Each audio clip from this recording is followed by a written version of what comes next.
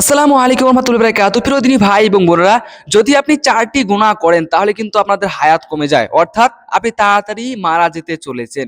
কেননা হাদিস শরীফের মধ্যে বলা আছে এই গুনাহগুলো বারবার বারবার প্রতিটা জায়গায় বলা আছে তোমরা এই গুনাহগুলো থেকে বেঁচে থাকো, এই গুনাহগুলো করো না, এই গুনাহগুলো আল্লাহর কাছে খুব নিকৃষ্ট, আল্লাহ এগুলো পছন্দ করে না এবং এগুলোর এই জন্য আল্লাহ রাসূল সাল্লাল্লাহু আলাইহি সাল্লাম হাদিসের মধ্যে বারবার মানা করেছে। আর আমি যেটা বলতেছি এই গুনাহগুলো আমরা সচরাচর করে চলেছি। ওই জন্য দেখবেন এখনকার মানুষ বেশি দিন বাঁচে না। কত বাঁচে? ৬০-৭০ বছর। আবার দেখবেন ইয়ং যুবক ছেলেগুলো মারা যেতে চলেছে। এখানে কিছু ভুল করার কারণে আমরা নিজেরাই নিজেদের হায়াত কমিয়ে নেই। আমরা নিজেরাই নিজেদের হায়াত কমিয়ে নেই এবং হাদিস শরীফের মধ্যে বলা আছে, তোমরা এই ভুলগুলো করো না। যদি করো তাহলে কিন্তু তোমাদের মৃত্যু খুব তাড়াতাড়ি হবে এবং তোমাদের হায়াত কমিয়ে দেবে। এটা আমরা সকলেই জানি। কিছু এরকম আমল আছে যেগুলো করার কারণে আল্লাহ হায়াত বাড়িয়ে দেয় এবং কিছু এরকম আমল আছে যেগুলো করার পরে আল্লাহ হায়াত কমিয়ে দেয়। এজন্য আমরা সকলেই তো চাই যে আল্লাহ আমাদের হায়াত বাড়িয়ে দেখ ইনশাআল্লাহ। তাহলে চলুন ভিডিওটি শুরু করা যাক। কোন ৪ থেকে ৫টি গুনাহ আছে যেগুলো করলে আল্লাহ তাআলা নারাজ হয় এবং আমাদের হায়াত কমে যায়। আজকে ভিডিওটি শেষ পর্যন্ত স্কিপ না করে দেখব এবং ৪টা বিশেষ গুনার কথা জানবো, ৪টি বিশেষ গুনার কথা জানবো এবং গুনাহগুলো না করার চেষ্টা করব ইনশাআল্লাহ। তার আগে ছোট্ট একটা অনুরোধ করব, যারা ভিডিও দেখতেছো অবশ্যই ভিডিওতে লাইক দিবে এবং চ্যানেলটিকে সাবস্ক্রাইব করবে যাতে করে পরবর্তী এরকম ভিডিও ছাড়ার সঙ্গে আপনাদের কাছে নোটিফিকেশন চলে যায়। তো চলুন শুরু করা যাক। ১ নম্বরে যে গুনাহটি আছে, ১ নম্বরে যে ভুল আমরা করে থাকি, যে গুনাহ করে থাকি, অধিক পরিমাণে বেশি পরিমাণে আমরা মিথ্যা কথা বলি। যদি কোনো বান্দা অথবা বান্দি কন্টিনিউ প্রতিটা দিন সর্বক্ষণ মিথ্যা কথা বলে, সর্বক্ষণ ও ১০০টা কথা বললেই তার মধ্যে ৯০টা কথাই মিথ্যা বলে, সেক্ষেত্রে কিন্তু তার হায়াত কমিয়ে যাবে। এবং হাদিস শরীফের মধ্যে আছে যে মুনাফিকের ৩টা নিশানি। যে মুনাফিককে দেখলে আমি কিভাবে চিনবেন? আপনি মুনাফিককে কিভাবে চিনবেন? মুনাফিকের একটা ১ম যে আলামতটি দেওয়া আছে, সেই আলামতটি হচ্ছে কি? কথায় মিথ্যা কথা বলা। কথায় মিথ্যা কথা বলা, অধিক পরিমাণে মিথ্যা কথা বলা। এই মিথ্যা কথা বলার কারণে মানুষের হায়াত কমে যায় অধিক পরিমাণে। এবং অপর হাদিস শরীফের মধ্যে আছে, আপনি যখন মিথ্যা কথা বলেন আপনার মুখ দিয়ে এক ধরনের দুর্গন্ধ বাড়ায়। আপনার মুখ দিয়ে, আপনার জিহ্বা দিয়ে, আপনার জাবান দিয়ে এক ধরনের দুর্গন্ধ বাড়ায় এবং যে দুর্গন্ধর কারণে আপনার কাছে কোনো ফেরেশতা আসে না। এবং এই দুর্গন্ধ রেখে আপনি যদি নামাজ যান অথবা যেকোনো ইসলামিক আপনি আমলে যান, সেক্ষেত্রে কিন্তু আল্লাহ তাবারক ওয়া তাআলা সহজে আমলটাকে গ্রহণ করে না। এইজন্য প্রিয় দিনী ভাই এবং বোনেরা, আমরা কেউই মিথ্যা কথা বলবো না। শুধুমাত্র আমরা ৩টা জায়গায় মিথ্যা কথা বলতে পারি। এটা হাদিস আমাদেরকে, এটা আল্লাহ এবং এটা হাদিসের দ্বারা আল্লাহ তাবারক ওয়া তাআলা আমাদের কি জায়েজ করে দিয়েছে যে তোমরা এই ৩টে জায়গা ছাড়া সমস্ত জায়গায় মিথ্যা কথা বলতে পারবে না। শুধুমাত্র এই ৩টে জায়গায় মিথ্যা কথা বলতে পারবে। আর আমরা এটা সকলে জানি। ১ নম্বরে যে মিথ্যা কথা যেখানে বলা জায়েজ আছে সেটা হচ্ছে কি? ধরেন আপনাকে কেউ মেরে দিবে, যেখানে আপনার জীবন যাওয়ার আশঙ্কা আছে। আমি একটা মিসাল দেই।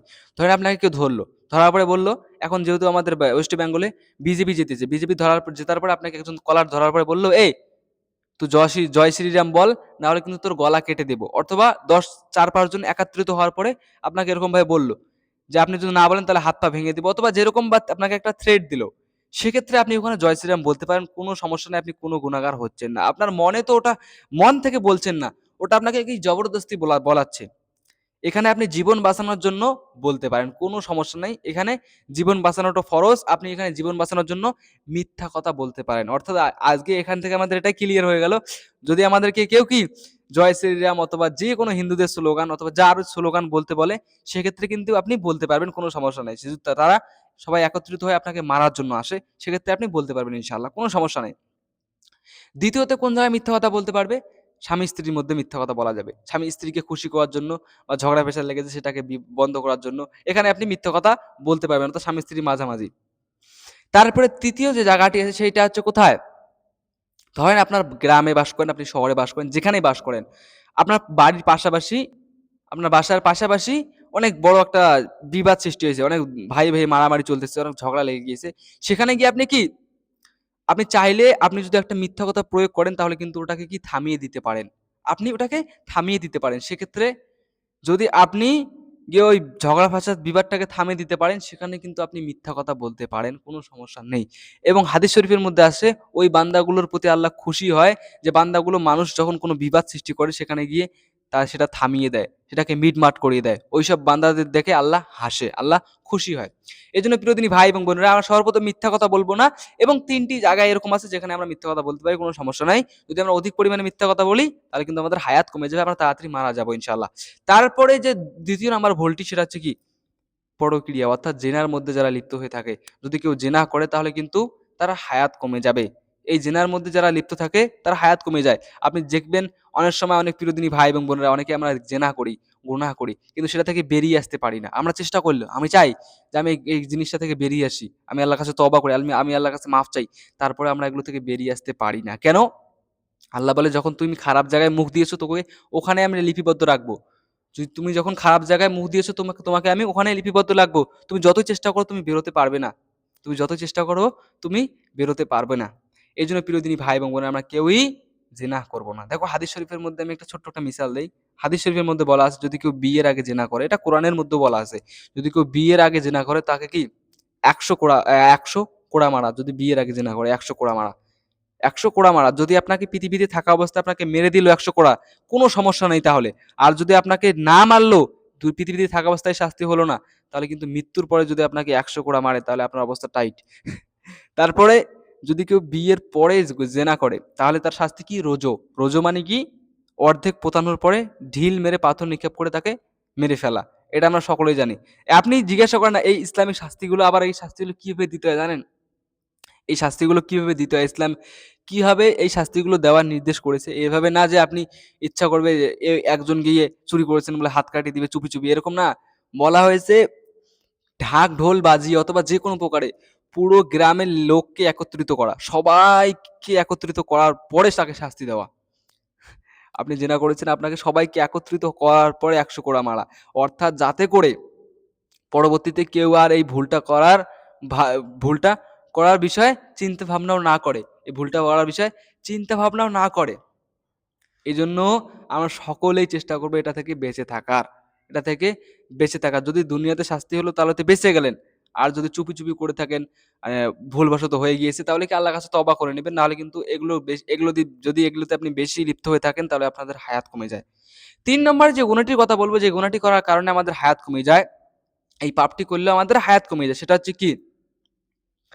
হালাল হারাম মেনে না চলা, বেশি বেশি করে হারাম খাওয়া, মানুষকে ঠকিয়ে চলা, মানুষকে অপমান করা, মানুষকে ঠকিয়ে চলা, গরিব গরিব মানুষদেরকে কি ঠকিয়ে ভুলভাল বুঝিয়ে তাদেরকে কি তাদের সমস্ত জিনিস কি ছিনিয়ে নেওয়া, অথবা বেশি বেশি এটা এক ধরনের বলা যায় অনেক ব্যবসায়ীর দ্বারা আছে, অনেকে আছে কালা ব্যবসা করে অথবা হারাম পথে উপার্জন করে, যেটাই হোক মেন কথা হচ্ছে হারাম পথে উপার্জন করলে মানুষের হায়াত কমিয়ে যায়। হারাম ভক্ষণ যখন আপনি করবেন, হারামের পোশাক পরবেন, হারাম খাচ্ছেন, সমস্ত কিছু হারাম, হারামের টুপি পরে নামাজ যাচ্ছেন, সেক্ষেত্রে কিন্তু আপনার নামাজ আল্লাহ তাআলা অ্যাকসেপ্ট করবে না, এটা গ্রহণ করবে না। এই জন্য আমরা হারাম থেকে দূরে থাকবো, হালাল করার চেষ্টা করব। হালাল আপনি অল্প উপার্জন করলেও আল্লাহ ওই অল্পের মধ্যে বরকত থাকে, ও অল্প দিয়েই জরুরত মিটে যায়। এবং হারাম বেশি উপার্জন করলেও, অনেক টাকা অধিক পরিমাণে টাকা উপার্জন করলেও বাড়িতে পেরেশানি লেগে লেগে থাকে, বাড়িতে সঠিক প্রকারে শান্তি থাকে না, বাড়িতে সবসময় গজব, আল্লাহর কি গজব নাজিল হয়। এই জন্য আমরা হারাম ভক্ষণ করবো না। যদি হারাম ভক্ষণ করি তাহলে আমাদের কি হায়াত কমে যাবে এবং আমরা তাড়াতাড়ি মারা যাব। ৪ নাম্বার যে গুনাহটি করবো সেটা হচ্ছে কি? অন্তর কালো হয়ে যাওয়া। প্রিয়দিনী ভাই এবং বোনেরা, আমাদের অনেক সময় এরকম হয়, দেখবেন আপনারা অনেক সময় আমারও কিছু কখনো কখনো আমারও এরকম হতো। আমার কখনো কখনো এরকম হতো, আমি এটা বলি, এটা একটা বিশাল বড় একটা রোগ আমাদের মধ্যে সৃষ্টি হয়। সেটা হচ্ছে কি? অন্তর কালো হয়ে যাওয়া। অর্থাৎ আপনার ইবাদত করতে ভালো লাগে না। মানে ইসলামিক কোনো কথা, কোরআন হাদিসের কথা শুনতে ভাল লাগে না। অথবা কোরআন হাদিসের কথা যদি কেউ বলে সেখানেও ভাল লাগে না। অথবা নামাজ আজান শুনলে আপনার মাইন্ড চটকে যায়। এরকম আমার নিজেরই একটা সময় আমার এরকম ছিল। এটা হচ্ছে সবথেকে ভুল একটা ধারণা। যদি আপনার এরকম মাইন্ডসেট হয়ে যায়, আযান শোনার পরে, নামাজ শোনার পরে, কোরআন হাদিসের কথা শোনার পরে আপনার দিমাগ অন্যরকম হয়ে যায়, এগুলো ভাল লাগে না শুনতে। মসজিদে যাওয়ার পরে ইমাম সাহেব যদি বক্তব্য দেয় সেক্ষেত্রে আপনার ভাল লাগে না।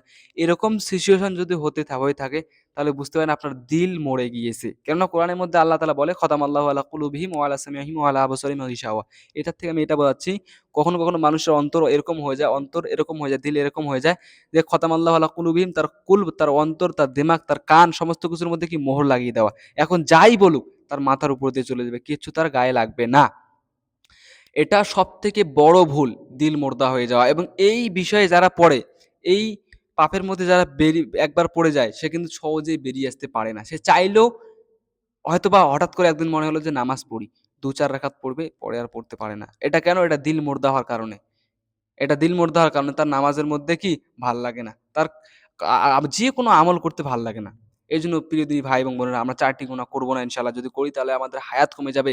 এই 4টি গুনাহ থেকে আমরা সকলেই বেঁচে থাকবো ইনশাআল্লাহ। আর আজকে তওবা করে নিব আল্লাহর কাছে, যদি 4টি গুনাহ কেউ করে থাকে আল্লাহর কাছে ক্ষমা চেয়ে নিব। তাহলে আল্লাহ হয়তোবা আপনার প্রতি খুশি হয়ে আপনার হায়াত বাড়িয়ে দিতে পারে। আজকে এ পর্যন্ত। তার আগে ছোট্ট একটা অনুরোধ করব, যারা ভিডিওটি দেখতেছে অবশ্যই ভিডিওতে একটি লাইক দিবে এবং চ্যানেলটি সাবস্ক্রাইব করে দিবে। আসসালামু আলাইকুম।